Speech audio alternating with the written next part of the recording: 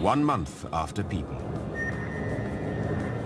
The disaster begins as Phoenix is invaded by a heat wave set in motion by the people who once lived here.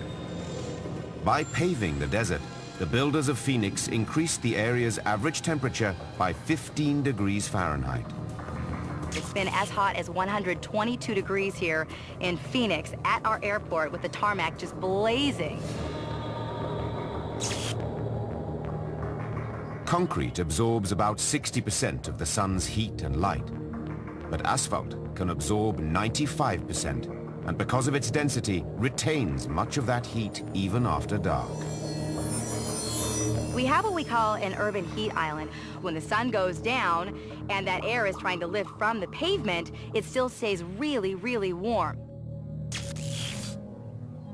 That heat speeds up the evaporation of the area's precious supply of water. In the time of humans, people made the desert bloom with treated wastewater. This lake behind us is a man-made lake, built by bulldozers coming in, laying down rubber, plastic materials, and then adding more water to keep the lake at a constant level. So this is the water that comes from your dishwashers, your shower, your sinks. It goes to the treatment plant, and then it is treated and then used for landscaping, for irrigation, and discharged also to many of the rivers. But without people, the wastewater plants have all shut down. Things are going to die, and it's going to get pretty brown around here very quickly. If the wastewater treatment plants stopped operating in a Phoenix without people, thousands of these man-made lakes would dry up within a matter of weeks.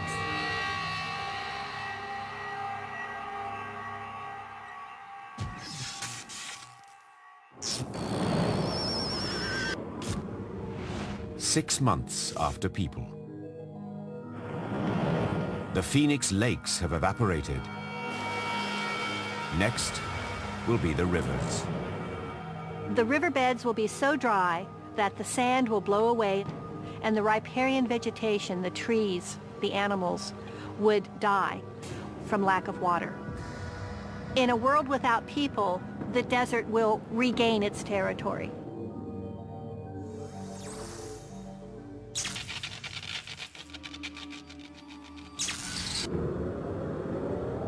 "10 years after people.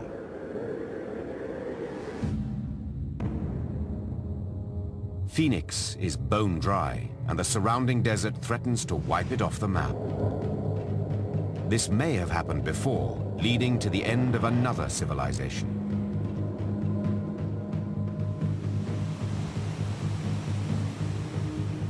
Modern Phoenix was built on a 600-mile complex of irrigation ditches left by Native Americans called the Hohokam, who disappeared around the year 1400. The disappearance of the Hohokam people still remains a mystery. What is believed is that there was either a drought, a massive flood, or a famine that happened and completely wiped these people off the face of the planet. A population that may have been as high as 50,000 completely disappeared. Now, the remnants left by Phoenix's 1.5 million inhabitants are vulnerable to the same devastating forces.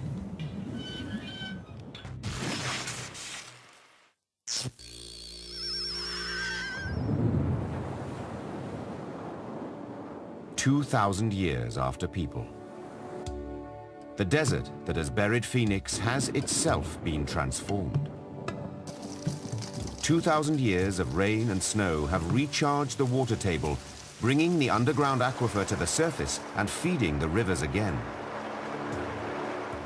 With no humans using the water, Phoenix is a vast savanna, just as it was after the last ice age.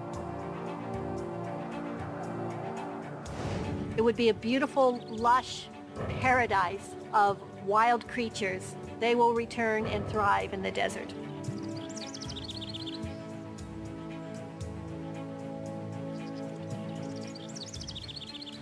Beasts that once avoided people hunt as though they never existed. The animals have forgotten humans,